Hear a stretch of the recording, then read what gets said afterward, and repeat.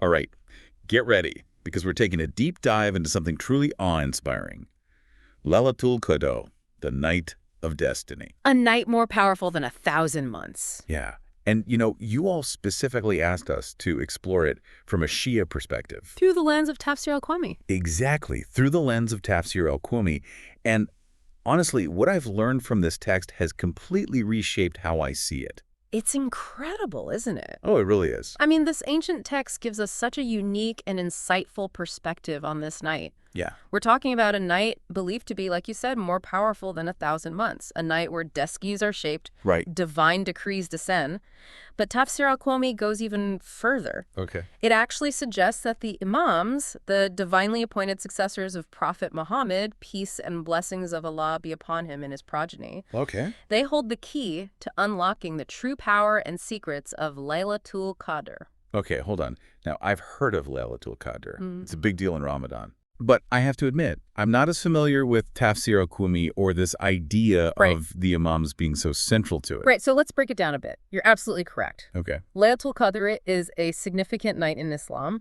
It's celebrated during the last 10 nights of Ramadan. Yeah. The Quran itself actually describes it as, better than 1,000 months in Surah Al-Qadr, verse 3. Right. Now, Tafseer Al-Qummi is a renowned Shia text. It provides interpretations of the Quran based on the sayings and teachings of the Imams. So it's like a guide to understanding the Quran through the eyes of these Imams. Exactly. But who exactly are the Imams in Shia Islam? Great question. I have to admit, I'm not super clear on that. In Shia Islam, the Imams are believed to be the divinely appointed successors of Prophet Muhammad, peace and blessings of Allah be upon him and his progeny. Okay. They're not just leaders. They're inheritors of his spiritual knowledge and authority. They carry on his legacy and guide the community, ensuring the true teachings of Islam are preserved. Okay, that makes sense. So Tafseer Al-Qummi uses the Imam's wisdom to help explain the Quran, and it specifically links them to Laylatul Qadr. What's fascinating is that it kind of suggests that this night isn't just a one-time event, Right? but a continuous reality accessible through the Imams. Exactly. Now, the Quran states that during Laylatul Qadr, angels and the Spirit descend, carrying out Allah's decrees. Yeah. But Tafseer Al-Qummi takes this concept a step further, Okay. revealing that these angels and the Spirit descend upon the Imam of the time. Wow. So it's not just any descent, but a descent directed specifically towards the Imam. That's a powerful image. It is. Yeah. What this implies is the profound spiritual authority and connection the Imam possesses on this night. It suggests that they're the focal point of this divine energy, the conduit through which these blessings and decrees flow. And here's where it gets really interesting. Okay. Tafseer Al-Qummi tells us that the blessings and power of Laylatul Qadr, they're not limited to a single night. They are a continuous reality for those connected to the Imam. Hold on. A continuous reality. Right. So you're saying that the power of Laylatul Qadr isn't just confined to one night in Ramadan. Precisely. This night, with all its potential for transformation and spiritual growth, is an ongoing reality accessible through the Imams.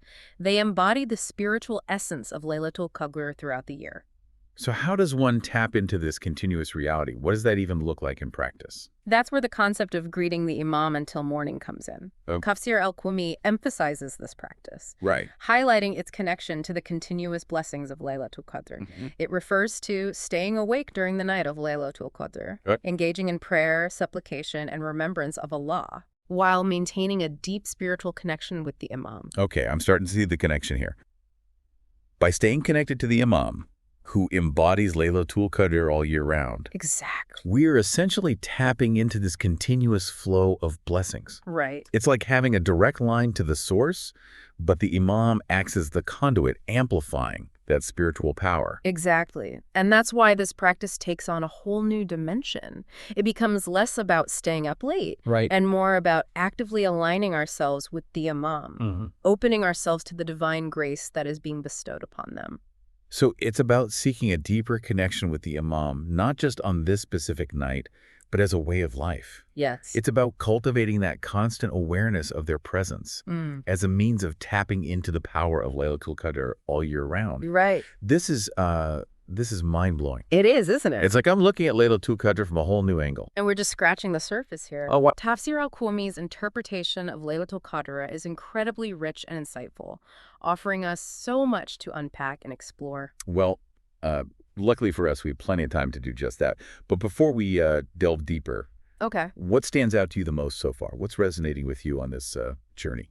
For me, what's truly mind-blowing is this concept of Laylatul Qadr as a continuous reality. It changes the game completely.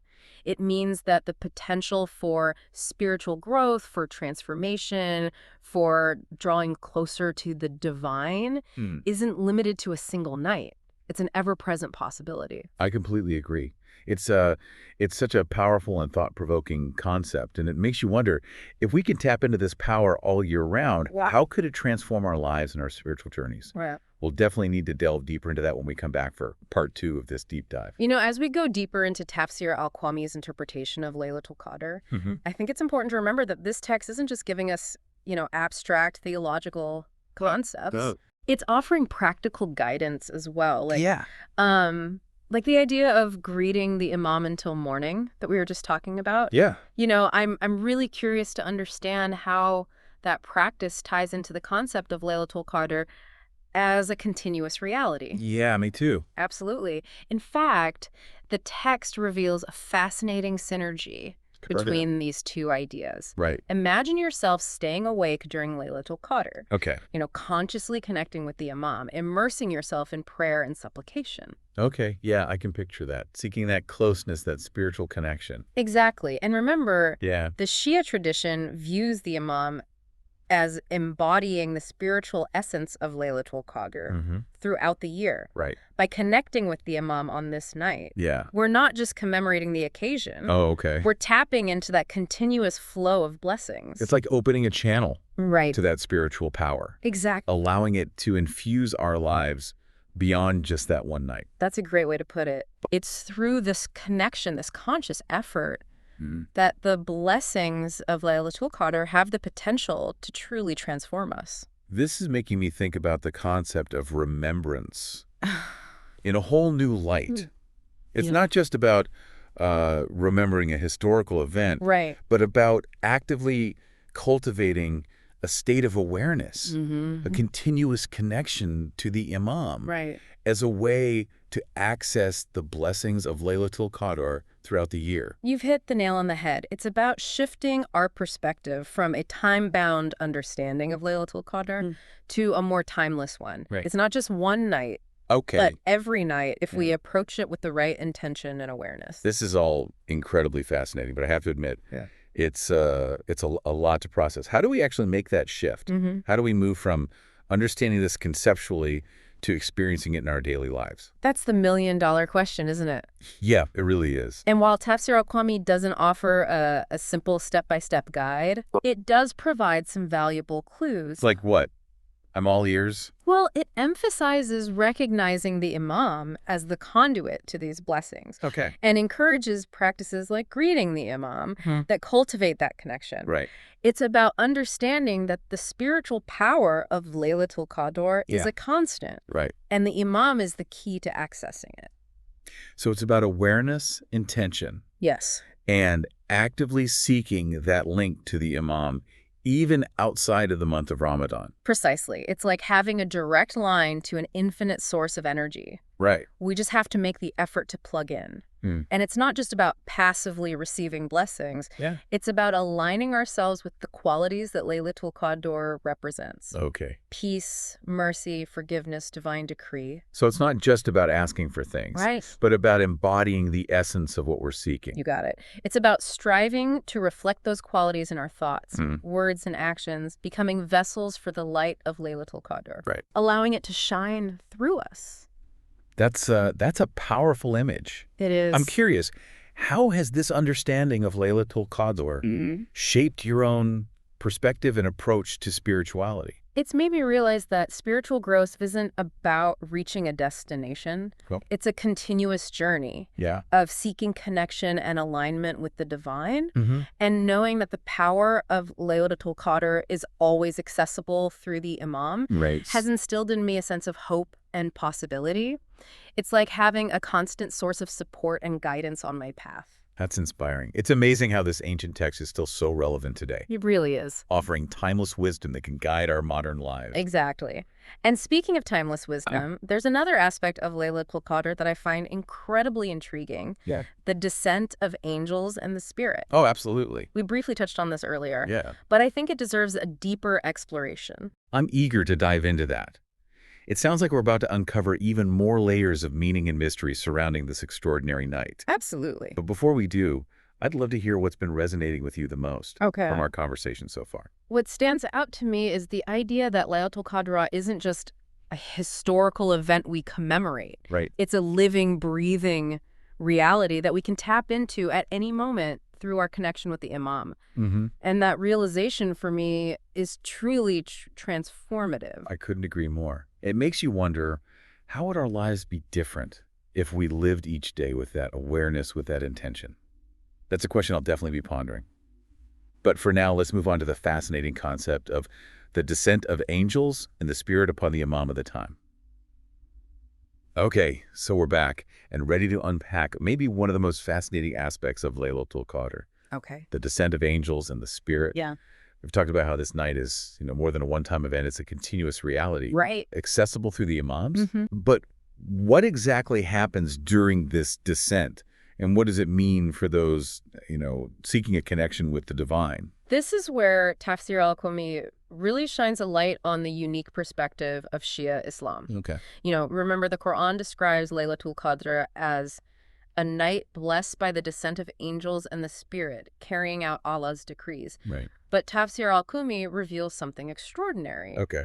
These angels and the spirit don't just descend, in a general sense. They descend upon the Imam of the time. Okay, so we're talking about a targeted descent, specifically at the Imam. What does that tell us about their role on this night?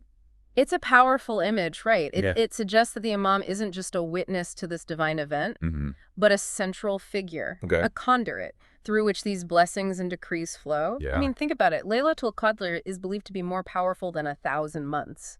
And all this spiritual energy, all this divine grace being concentrated around the Imam. That's a mind-blowing concept. Yes. It's like the Imam becomes a focal point. Right. An amplifier for the blessings of Laylatul Qadr. Exactly. But what does that mean for those who are seeking a connection with the divine? Right. Can they also benefit from this descent? That's a great question. Yeah. If we consider the Imam as the recipient of this divine grace, it makes sense that those who have a strong spiritual connection with them would also be in a position to receive those blessings. Okay. It's like being near a source of light. Okay. The closer you are, the more intensely you experience its radiance.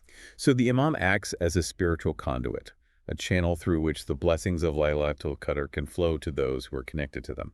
Precisely. And this brings us back to the practice of greeting the Imam until morning. Right. If we see this practice as a way to deepen our connection with the Imam, it takes on a whole new level of significance. Exactly. It becomes less about, simply staying awake, and more about aligning ourselves with the Imam, opening ourselves to that flow of divine grace that's being bestowed upon them. Yeah. It's about consciously seeking that connection, that proximity, in order to experience the blessings of Laylatul Qadr more fully. This is fascinating.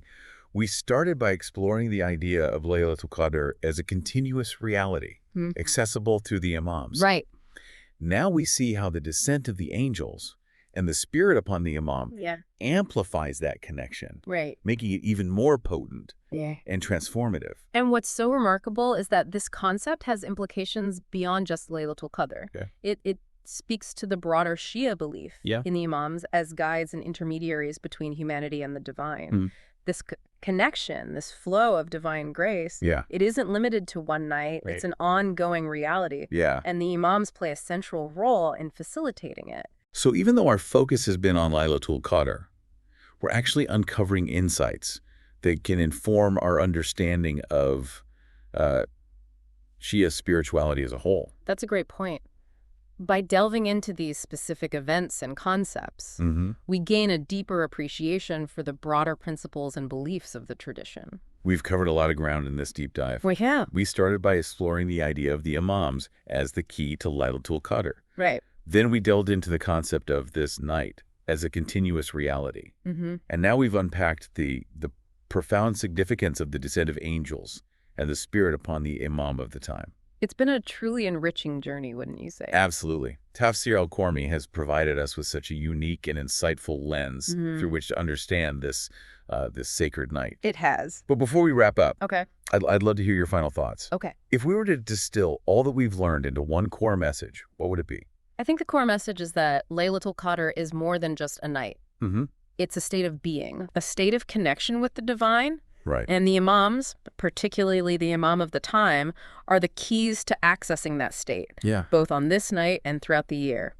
It's about recognizing that potential within ourselves, that possibility for continuous spiritual growth and transformation. That's a truly inspiring message. So to our listeners, we encourage you to continue exploring, continue contemplating, and keep seeking that connection with the divine, not just on Laylatul Qadr, but in every moment of your lives. And remember, as Tafseer Al-Qummi teaches us, the blessings of Laylatul Qadr are not limited to a single night. Right. They're a continuous reality, waiting to be discovered and embraced through a deep and meaningful connection with the Imam. Thank you for joining us on this incredible deep dive. It was my pleasure. Until next time, may your journeys be filled with light, guidance, and the blessings of Laylatul Qadr. O He, the wonders of whose mightiness will never end. Bless Muhammad and his household and prevent us from deviation concerning your mightiness. O He, the term of whose kingdom will never cease. Bless Muhammad and his household and release our necks from your vengeance. O He, the treasuries of whose mercy will never be exhausted. Bless Muhammad and his household and appoint for us a portion of your mercy. O He whom eyes fall short of seeing, bless Muhammad and his household and bring us close to your nearness.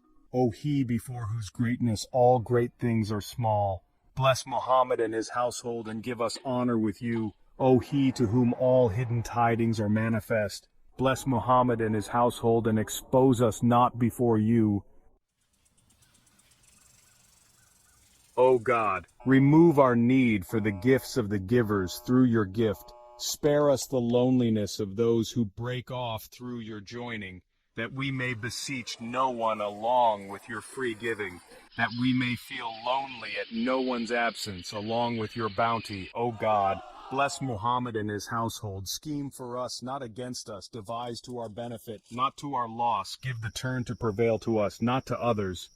O God, bless Muhammad and his household. Protect us from yourself. Safeguard us through yourself. Guide us to yourself, and take us not far from yourself. He whom you protect stays safe. He whom you guide knows, and he whom you bring near yourself takes the spoils. O God, bless Muhammad and his household, and spare us the cutting edge of time's turning changes, the evil of Satan's snares, and the bitterness of the sovereign's aggression.